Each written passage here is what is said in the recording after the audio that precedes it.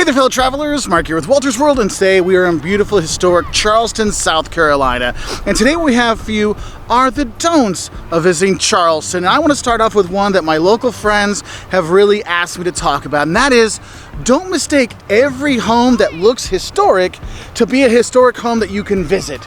Because here's the thing, there are historic home museums you can go to, but a lot of times when you go by and you're taking pictures of those houses, people actually live there. So don't like wander into their courtyard to take a picture or take a picture through their windows, because those are actually people's homes, okay? So just know that when you're going around and taking those pictures that, yeah, it's a historic home, but it's not a historic home museum, all right? So I wanna get that out of the way for the locals, because they really want you to know that, hey, stop looking in my kitchen, all right? And I think that goes into my second don't is, don't pass up a historic home museum or historic home tour when you do go through here.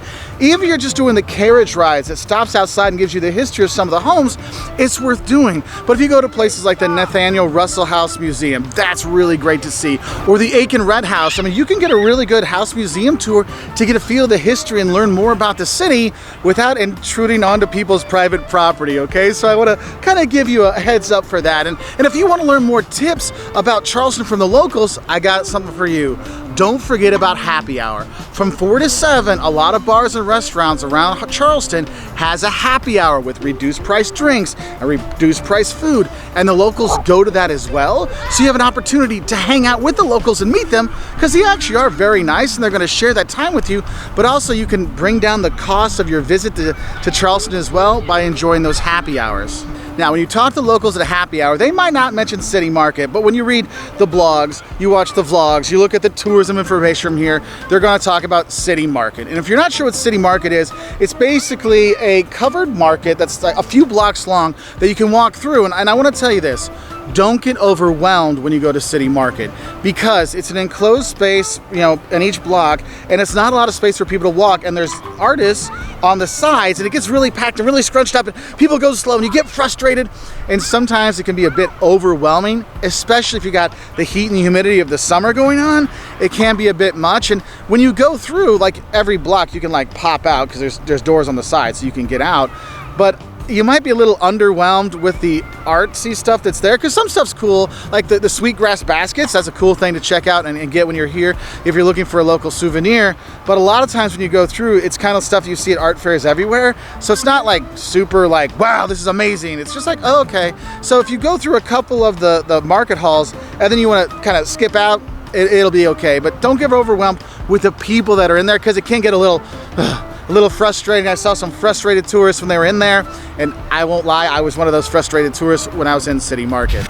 And another thing I think I need to talk about in terms of things that gets really over promoted in the tourism brochures that maybe let's just say this, don't get overly excited about Rainbow Road, okay? Rainbow Road is just a row of houses that all the houses are painted different colors, which is nice. It's cool, but you have to realize is you've already walked by hundreds of historic homes on your way to get there, and a lot of those homes are actually prettier than the ones that are on Rainbow Road. So don't be expecting this like wow moment. I think it's one of those things they kind of went, hey, we need something that Instagram's gonna love, and they came up with Rainbow Road. I mean, it's pretty, but honestly, as a tourist, my favorite part of Rainbow Road is across the street. You've got the tavern, which is a liquor store where you can actually get liquor, not just beer and wine, but like actual like hard liquor. That's where you can get it. So if you're here for a bit, that's where you're gonna pick up your stronger spirits, let's say. And then you get to see the buildings. But yeah, don't expect to get overly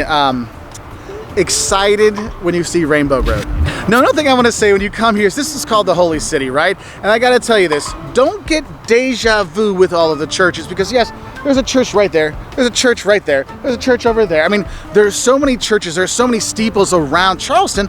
That's why they call it the Holy City. And what's cool is, don't miss out on them, because they are beautiful. Some of them give tours, some you can check out their cemeteries, some you can just wander in. But honestly, there's so many beautiful churches when you're here. But don't get deja vu saying, oh, I already saw the church with the spire. No, there's like so many churches with spires, you might get a little deja vu time when you're here. And though there's all these churches and it is the Holy City, I gotta tell you this, don't think that the people are holier than thou when you come here. The locals in Charleston are very open, they're very welcoming, they like to have a good time, and they want you to have a good time. So don't be surprised if the locals are friendly to you and want to know what you've seen, what have you missed out? Oh, you want to eat this? Go here. They're going to be giving you so much help when you're here. And it's not that, oh yes, you've come to Charleston, yes, we are so wonderful. It's like, oh, you're in Charleston, let's have a good time together. And that's one thing I love for a holy city. They're not holier than thou. Now, speaking of biblical things, sometimes you'll notice a biblical storm will come out of the sky, but only for a little bit, okay? And my advice for this is don't be surprised if there's a brief storm when you're here, because we're on the coast. You got the two rivers coming in that they like to say forms the Atlantic Ocean, okay? But honestly, I mean, when you're on the coast, you know, pop-up storms aren't unheard of, and you'll even notice, like our hotel we're staying at actually sells ponchos with the Snickers and the Cokes in their kiosk because the rain just pops up out of nowhere. So do be aware of that. So don't forget that raincoat or poncho. Even if you're coming here in the summer, and even if it says, oh, only a 5% chance of rain, yeah, but that's 5% over the whole day, which means sometime, poof, it'll pop and then it'll go away, okay?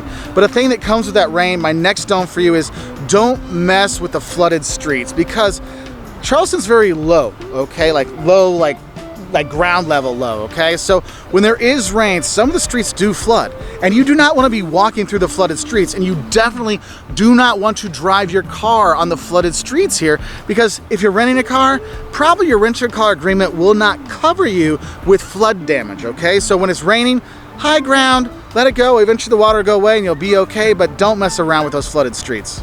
And if you ask, people will tell you which roads flood first and where you should be, so just be aware of that. But honestly, I'm just gonna tell you this, don't drive when you're here in the historic part of Charleston, because there's a lot of one-way streets and it's an old city, so they're very narrow, so it doesn't get really fast, you get frustrated. I know our Uber driver almost got to like 3 accidents just on the street right over there. Like, I could see the hotel. How are we still almost having accidents? Because you have the tourists, the one-ways, that it can be quite frustrating, okay? So if you're gonna stay in the historic part of Charleston, park the car and leave it, because you can walk all over the place, no problem. And when you're doing that walking, I gotta mention this, don't forget the right clothing and shoes when you come here, because yes, there are some cobblestone streets, but not like there used to be. Like, it's not a really big issue, but you're gonna be walking so much to see all the stuff. You might put in 10 miles in your first day here, just walking around to take it in, not even going in anything, just walking from Marion Square down to, you know, the Battery, and walking around and taking the views and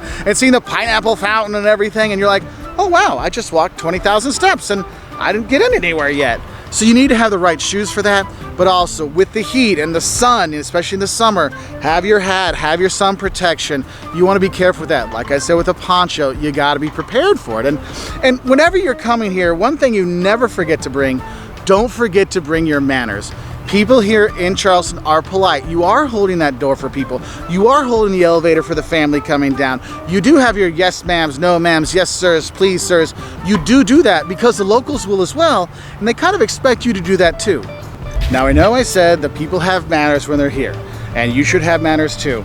But there's one time I think when people might lose their manners just a little bit, and that is if you stop in the middle of the sidewalk to take a picture or just stop to gawk. Make sure you move to the side, left or right, doesn't matter, but just don't block the sidewalk when you're here, because if you're on King Street, which is what that church is on, that's the nice shopping street that's there, it's a very small street with very small sidewalks. So if you stop, you block everyone, and that might get people to maybe not be so nice, so don't forget about that.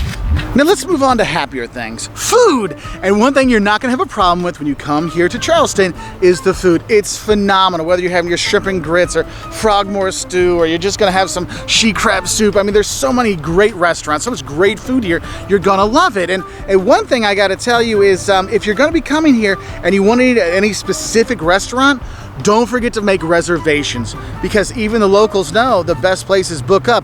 Even on a random Wednesday or Thursday in November, you're still gonna need to make a reservation to get a place to eat at night, okay? So when you book those tickets, you got your flight into Charleston, CHS, also then go online, look for the restaurants you want to eat at, and then click on there and make a reservation.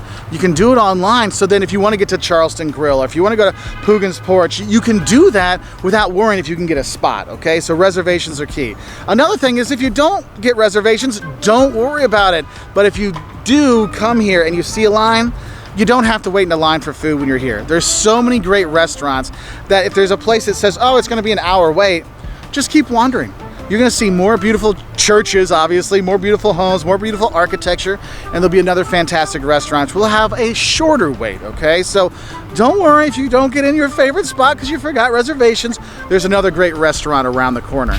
And whether you're eating or just visiting the sites or staying here and just enjoying yourself, I gotta tell you this, I mentioned about before, but don't expect Charleston to be a cheap stay.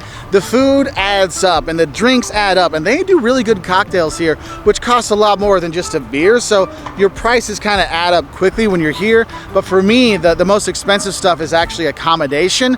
You will pay a lot and maybe not get a lot, if you know what I mean. So just be aware of that when you're planning out your budget and what you kind of expect. That's why I think it's important to really take advantage of those happy hours, but some of the hotels will have their own happy hours so their guests can get a couple drinks for free and some snacks to kind of help with your budget. So take advantage of those things. Now my next don't for you is, don't think that's Fort Sumter. Now, what I mean by that is when you go down to the Battery, there's the park down there and you're standing, you see where the two rivers come together, and you look to your left and you see a fort there. You're like, oh, is that Fort Sumter? Is that where the Civil War started? Is that it right there? No, that's not Fort Sumter. Fort Sumter's down farther where the rivers really truly merge and they're going out into the ocean.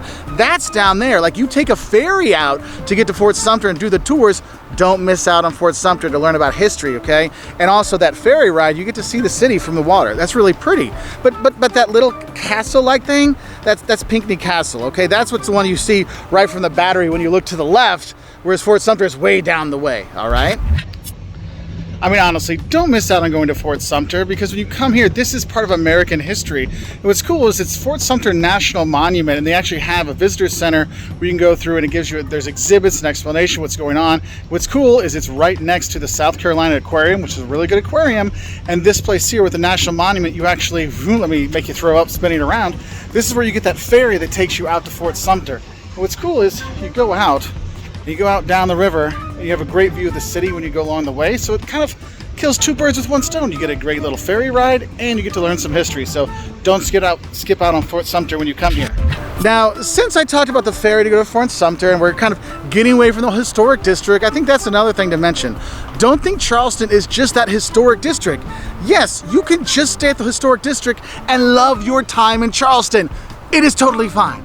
But if you want to get out, they have history and they have some nice beaches here. So don't forget to get out of the historic center. Whether you're going to the Folly Beach, you're going to go to Sullivan Island, or you're going to go to Isle of Palms. I mean, you got all kinds of beach options you can go to. Heck, Sullivan Island, you can hit the beach and then hit the restaurants and the bars. I mean, it's a fun time to go, and that's why Charleston, which is really popular for, I've seen bachelorette parties here, I've seen a lot of retiree travelers, actually a lot of German travelers too. You can bring your family here because there's also family things to do, like the beaches, like the South Carolina Aquarium you can go to, and the Children's Museum, the Charleston Museum, which is right down over there. I mean, you have options for you for all ages. That's not just the historic, center, or I should say historic district when you are here. The thing is, if you're here in Charleston, there's another part of American history you really should learn when you're here, and it's not one of the nice sides of American history, and that is the history of the enslaved people here in the U.S., because something like 40% of enslaved Africans that were brought to the U.S.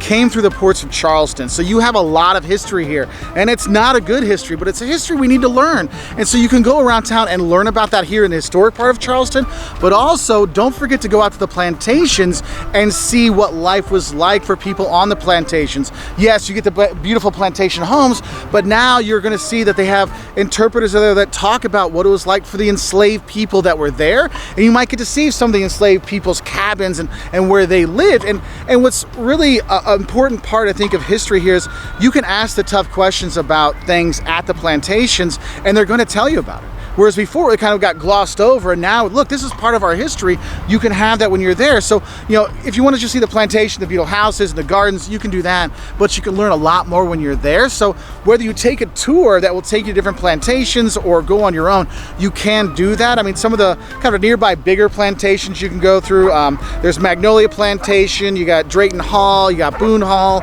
but there's a number of plantations you can visit to learn about that horrible history of America, but it's something that we all can learn, and if you're here, you should check it out, okay?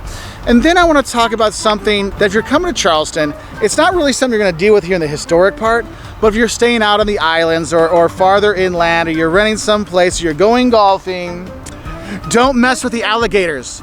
Look, some people think that alligators are a photo opportunity. They are not. They are wild animals and they have no problem eating your dog, biting you, going after your kids. So if you see an alligator, leave it alone, okay? I just want you to know that one, because that's really one of the bigger safety issues you're gonna have if you're staying out or if you're golfing, because I remember golfing when I was younger here and I saw one of my friends, well actually one of my dad's friends, running on top of the water because the idiot went into the water to get his ball.